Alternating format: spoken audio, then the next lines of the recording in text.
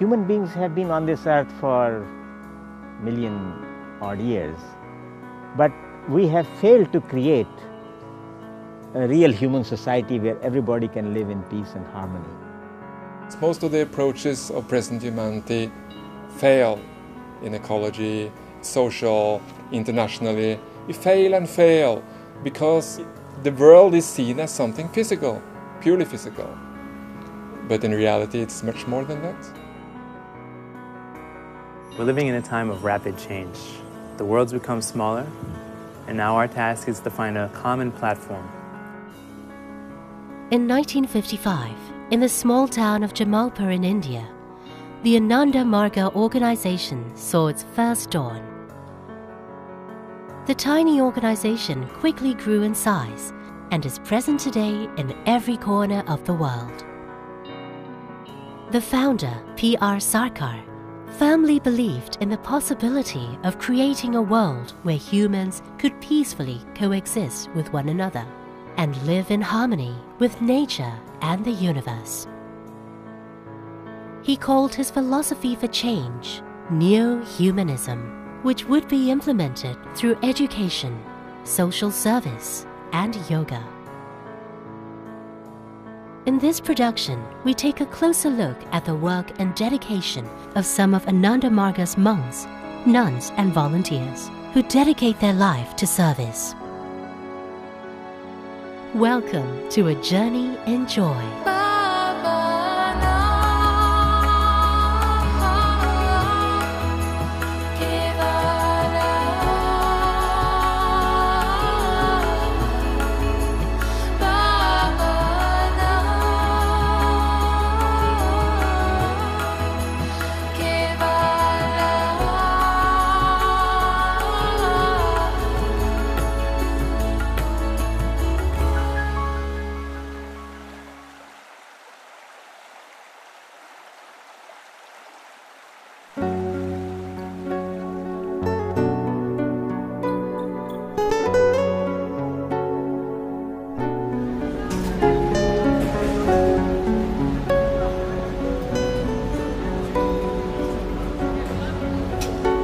Society at the moment, because of the competition for basic requirements in some countries, or even for jobs in well-to-do countries, gives children, families, the feeling that everyone's on their own.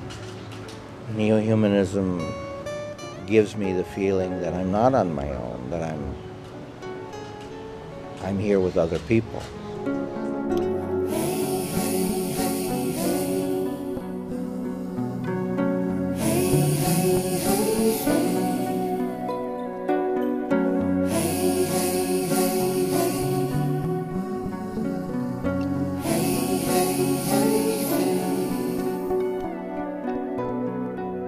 So naturally, as human beings, we have a certain group sentiment. I belong to this religion, you belong to that country, etc. The conflict arises when it becomes an us-them situation. However, if we include and identify with all people, all beings, and we include them in a group, then who do we have to fight against? So New Humanism, is a way of trying to break down the barriers between one heart and another, and to express the love which we have in the human heart to embrace the plants, the animals, the humans, and all beings. So we need a spiritually oriented philosophy that will impress on us that we are spiritual beings and we have to take care of all. We should be able to share all the wealth of the universe, and Neo-humanism addresses that issue. Have you ever seen how the life is for the homeless and the poor? Have you ever thought of a life lived by a father sent to war? Have you ever come to experience a hungry child in pain?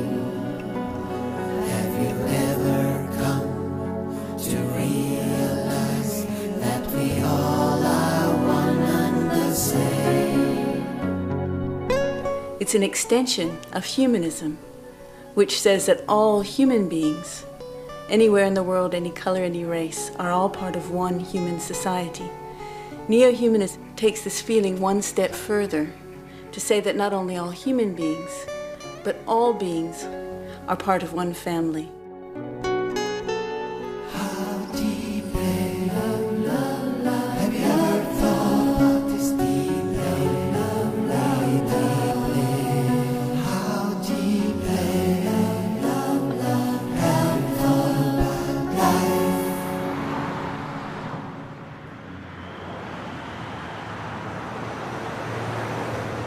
The question now becomes how to create a society that's based on neo-humanism.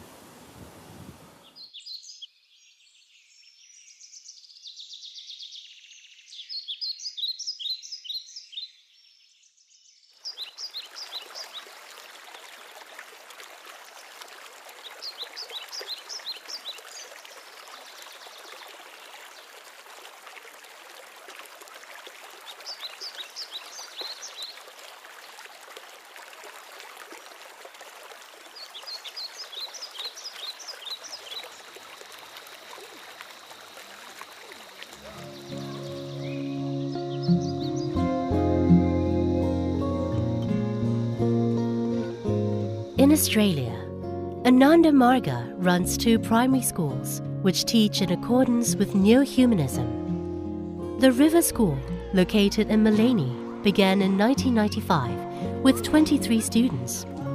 Today, the school has over 200 students from kindergarten to 7th grade.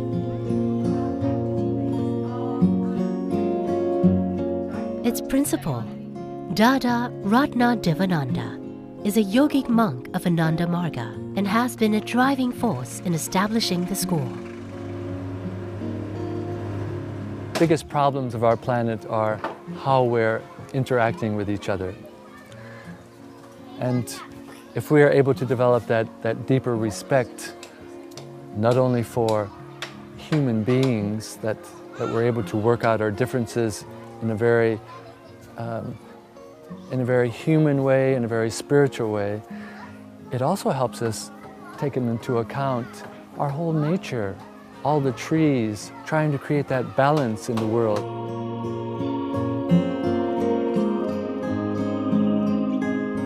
Here at the River School, we learn to take care of each other and care for nature and stuff, and I think that'll help me in the future because we all need to care for the environment and each other.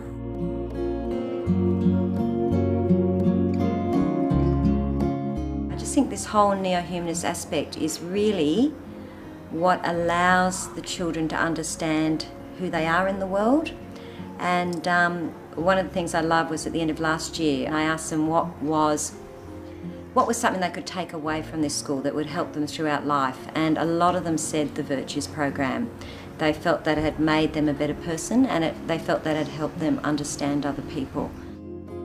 At the River School, neo-humanist values are nurtured through the study of valuable human traits or virtues. Every week, students choose a virtue to focus on and put into practice during their study and interaction. Vistara School, located in Lismore, places similar emphasis on virtues. For over 20 years, this Ananda Marga kindergarten and primary school has been catering for the individual needs of each child. At Vistara, the yearly school play is a big event. Sometimes we will put children in situations or positions, roles within the school play to help them develop certain virtues or characteristics that they need to bring out in themselves. And so even the actual casting of roles, we really take serious and not just see it as a performance, but see it as how that's going to develop the child to the best that they can be. You said something about the rubbish, so it gets recycled. Yeah, and it comes out as space again. So it comes, what does it come back out as? Space, normal air. So it comes back out as air that you can breathe on your planet. What a fantastic idea, what a good recycling idea. Constantly every year, you can see that everyone put in a big effort, and that's part of the virtues you learn at Vistara, that you learn how to be, just determination and how to be confident in yourself and enjoy what you're doing and try your best.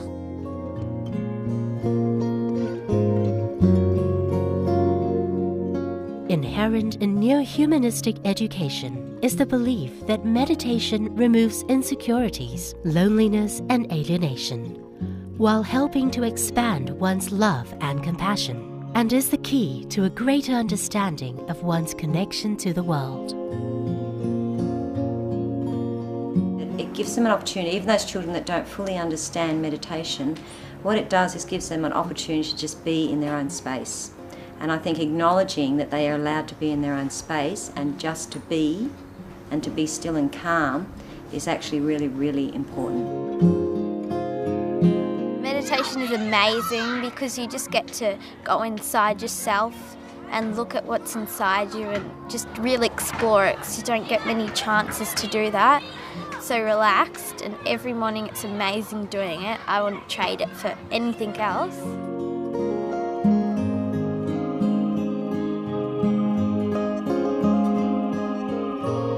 The practice of meditation is also emphasized at the Ananda Marga Polytechnic College of Southern India. Here, over 700 students who are training to become engineers and computer scientists also learn about the values of neo-humanism. Currently, universities are only concentrating on this first aspect of education, namely education for getting knowledge to get jobs.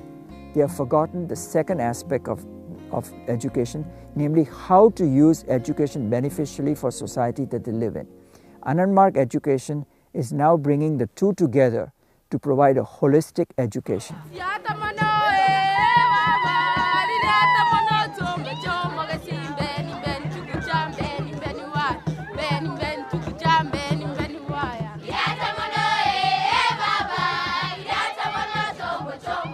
Education should be every child's birthright, but today, millions do not get this opportunity.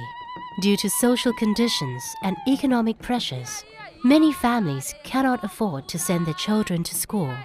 In some areas of the world, there is not even a school for miles around. In such areas, Ananda Marga has attempted to set up new humanistic schools to improve the lives of the people through education. Education not only facilitates individual change, but is the key to social change and development. Neo-humanistic schools teach us that all beings are a part of one family, and as such, social service becomes more than just a duty. Service becomes joy.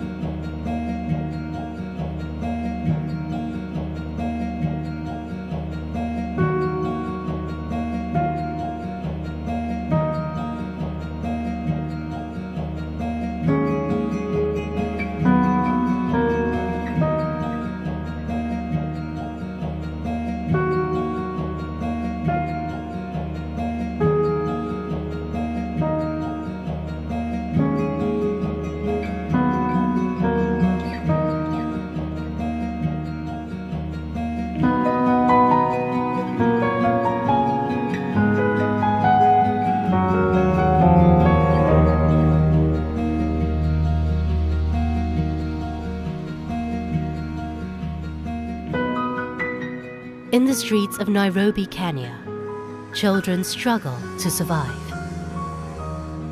Those without a home or family experience the brunt of hunger.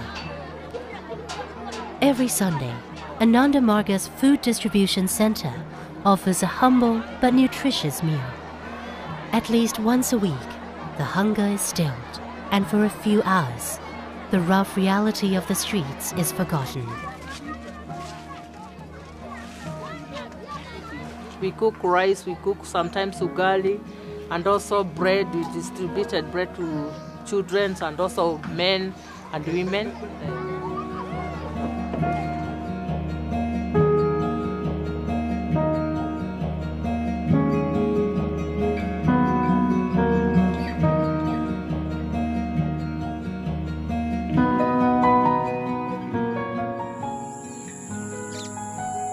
In the midst of Kenya's vast nature and famous wildlife, almost half of the country's 37 million inhabitants live in poverty.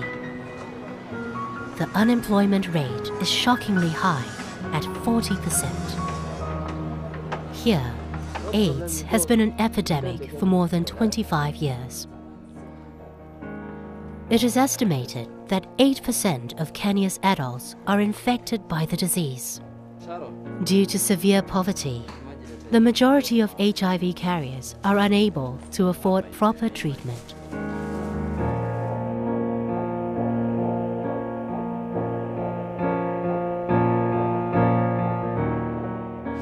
My name is John. I am HIV positive since the year 2002. That's the time I discovered my status. I was worried, afraid, and then I saw there was no life again. I was thinking about death now. I knew I have to die.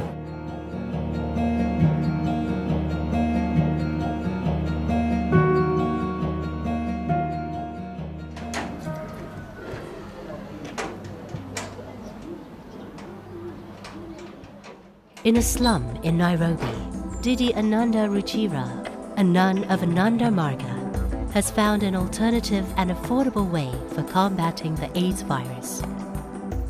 Conventional medicine, allopathic medicine, it has its uses, but it is so expensive for people. It's not like it's not available. It is here, but it's out of reach for everyone.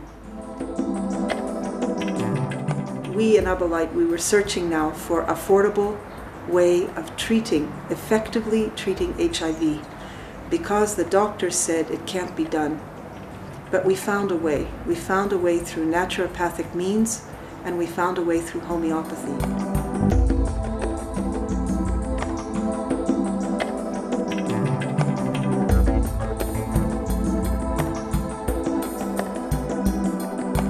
When I started in 2000, we just had one room and struggling like anything to survive. Now we have grown up to be a huge clinic with massage, reflexology, homeopathy, nutrition, everything that will treat a person effectively and yet low cost. It is a dream come true. From that time, I've been coming here, I've been getting natural treatment, counseling, and my life has been going on normal. Now continuing with my usual day-to-day activities without any fear. In addition to the clinic, Didi has started training for those interested to expand Abba Light's work. In 2000, she started the Abba Light College of Natural Medicine in order to teach students how to set up naturopathy and homeopathy clinics in various parts of Kenya. My idealistic goal for Kenya and for Africa is to have a homeopath or an alternative practitioner in every village. And that's the basis of Abba Light.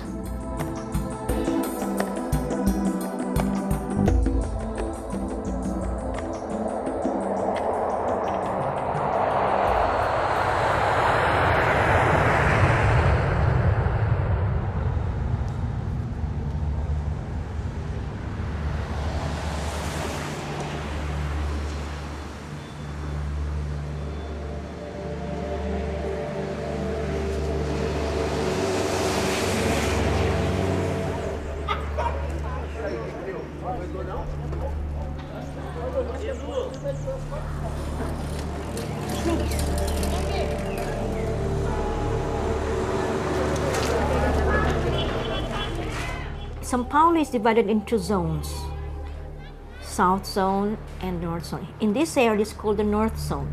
It's one of the less developed zones in Sao Paulo.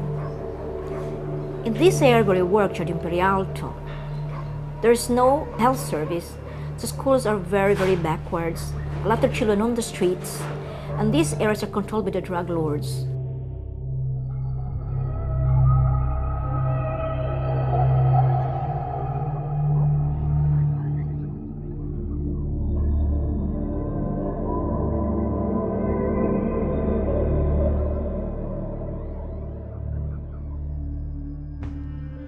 Eu quero amor, paz e alegria.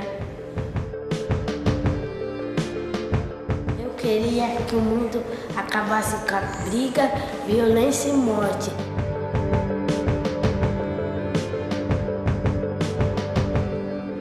The purpose of this project, Kindergarten and Adolescent Center, to take the kids off the street, to build on their self-esteem, to try to put their identity together, and also to try to let them finish elementary education at least.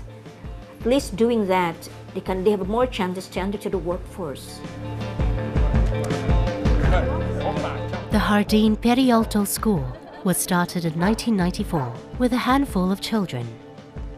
Today, it has grown into a kindergarten and youth center with over 250 kids ranging in age from 1 to 14. Through art, music, dance, and yoga, these kids learn the noble virtues of life and how to escape the harsh reality of the Sao Paulo ghetto. Didi Ananda Jaya's warm-heartedness is a treasure for the local community. Most of the kids, they drop out of school after 5th grade, like 12 years old, not knowing how to read, they have to drop out. So what happens to them? Or they become prostitutes or become bandits.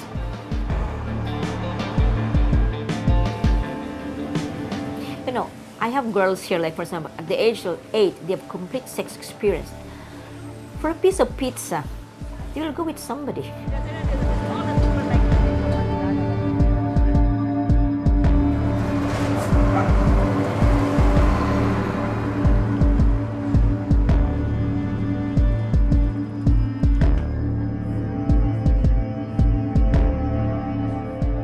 In the project, from the creche to the adolescent, they learn how to love themselves.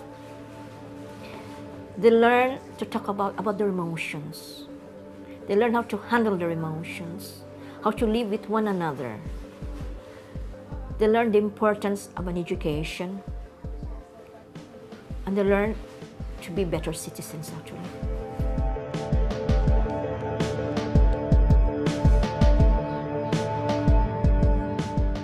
To let them realize that there's other reality aside from what they see here. There's other things aside from this mystery that they say around. If they can really hope more, they can have more opportunities are open to them, I think their life could change for a better.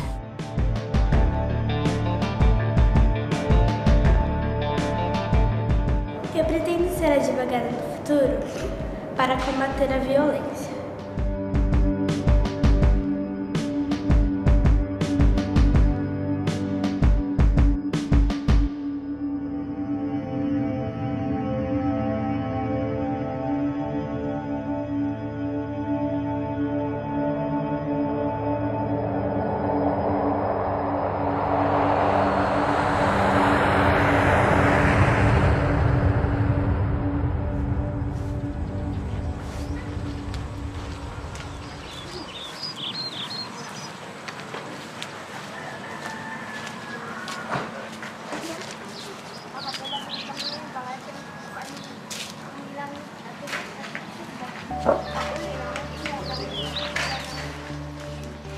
On the other side of the globe, in Cebu, Philippines, Dada Dharma Virananda has established a holistic natural treatment center after running similar projects in Taiwan and Korea. One of Dada's primary aims in starting the center is to enable local people with low income to receive treatment that is natural, effective, and tailored to their means, without the use of conventional medicine Dada is successfully treating diseases ranging from skin problems to complicated cancers. Many who seek treatment come from overseas. So it's not just a matter of an eczema or psoriasis or anything like that? Or did it start in that way? Yeah, it just came on very, very slowly. Okay, and has it been increasing?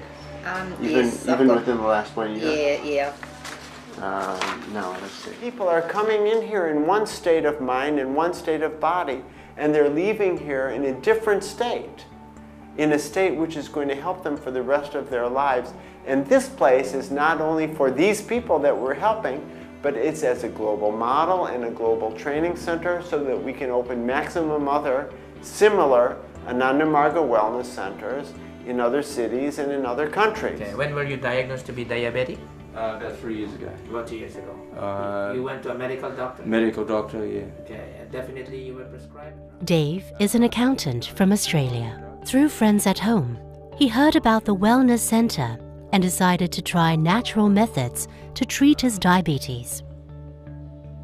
After just 11 days at the wellness center, he had already lost 7 kilograms and his blood sugar had been reduced to a remarkably healthy level.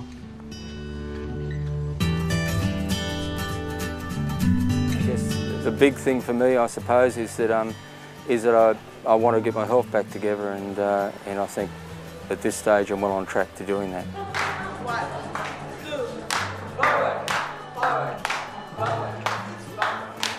There's a whole series of various treatments that you undergo, most of which are very pleasurable, I have to say. In fact, there isn't one that I can think of that I don't like or have some problem with. The other thing that's really worked for me is that I do cardio, which is, in my case, is a treadmill. Wait till you see the mess that I'm at about 15 minutes. And the other big thing that's having an impact is that I've been fasting now. This is the 8th day of a fast that I've been undertaking.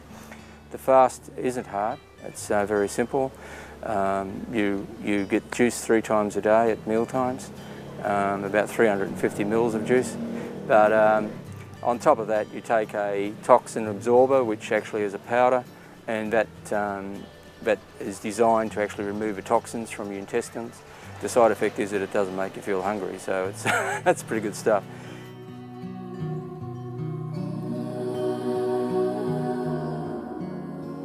In the Ananda Marga Wellness Center, the practice of yoga is an essential part of treatment. The therapeutic value of the various yoga postures is well documented. If our organs are not stimulated by regular exercise, they have difficulty to function as they should. So is the case with our muscular, nervous, and glandular systems, which also need regular stimulation to perform optimally. Meditation is also an integral part of the treatment because it makes us relaxed and happy, which makes it a key factor in the healing process.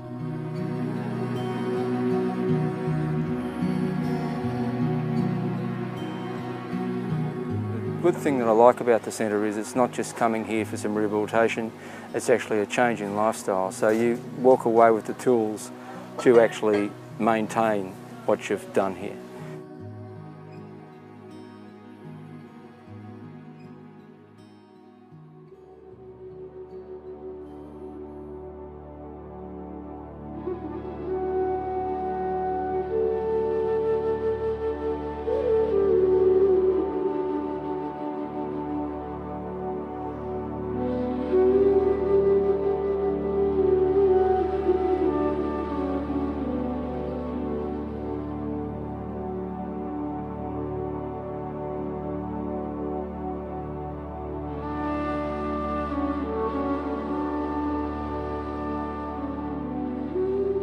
Yoga addresses all human needs, physical, mental, and spiritual. Ananda Marga's founder, P.R. Sarkar, also known as Sri Sri Ananda Murti, introduced a new and important science to yoga, known as biopsychology. This is the science of how the biological aspect, the physical body, affects our psychology, our mind and thinking, and therefore also our actions. The physical effects of yoga posture are much deeper than commonly realized. They affect our hormonal system, and there is a very strong connection between hormones and our behavior. Hormones are the seeds of our behavior. Yoga postures, they activate the glands which produce happy hormones and suppress the glands which produce negative emotions, or the hormones which mediate negative emotions.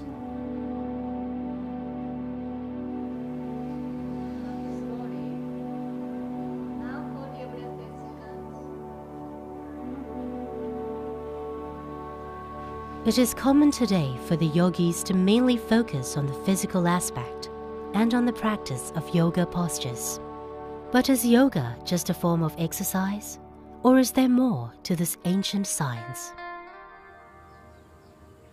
The main purpose of meditation is self-realization. That means to realize our spiritual potentials.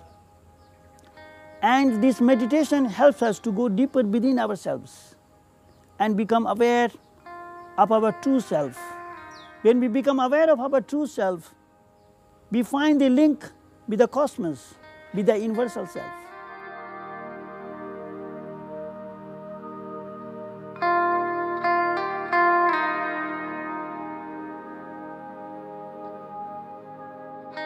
Yoga and meditation help develop us physically, mentally, and spiritually.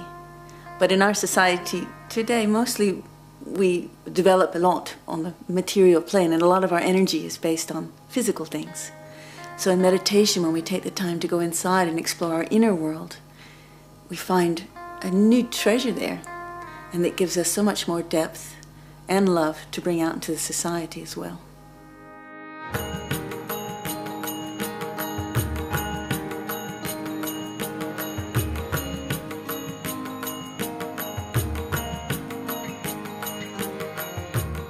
Through the practice of yoga on a physical and mental level, I am creating my own physical and mental base or environment so that I can experience limitlessness on the spiritual level.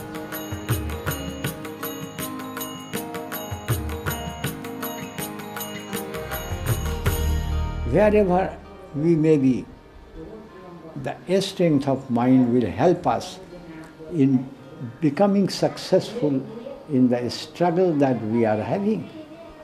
And that strength of mind will come through meditation. Concentration of my mind, my unit mind, if it is concentrated, it is merged in the cosmic mind. That concentration is called meditation. And that meditation will make our mind so strong that wherever we go, in whatever field we have a struggle, we will be successful.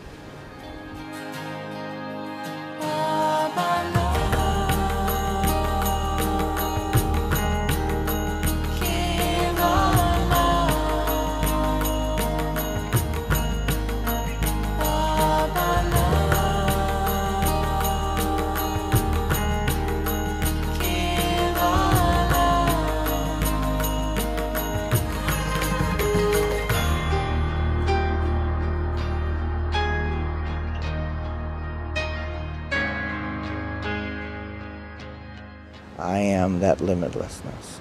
And that experience of that limitlessness, that intimacy, gives a particular kind of joy, a particular kind of happiness, which in yoga is called Ananda.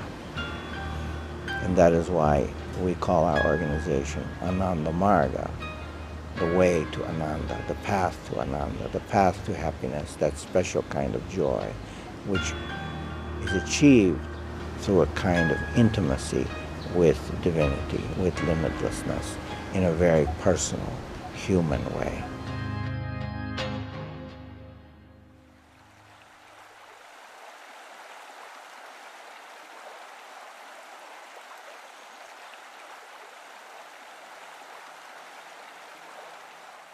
How can we express the love of human heart in order to embrace people of different views, different opinions, different religions, different castes, different creeds, different races, and even to go beyond the human race, to embrace the plant world, the animal world, and even the inanimate world, and to recognize that everything in this universe is the expression of that universal consciousness, and they all belong to one universal family.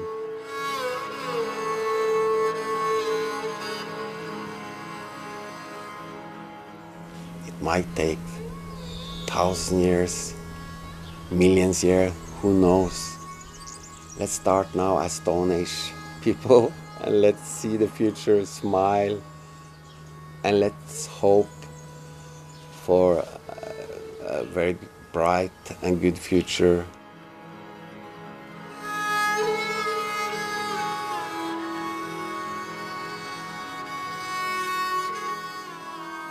Ananda Marga, once a small organization, has blossomed and continues to flourish. It is steadily being recognized for its contribution to society, especially for its numerous service projects worldwide. The practical approach of neo-humanism can help elevate humanity to a new era of fraternity and cooperation. Ananda Marga schools seek to cultivate balance and spirituality, the foundation to a peaceful, progressive, and happy life. Selfless service makes us humble and purifies our mind. This is necessary in our efforts to achieve the goal of yoga, which is a union with the infinite cosmic consciousness. In deep meditation, when the mind is focused and balanced, one easily grasps the universal ideas of neo-humanism.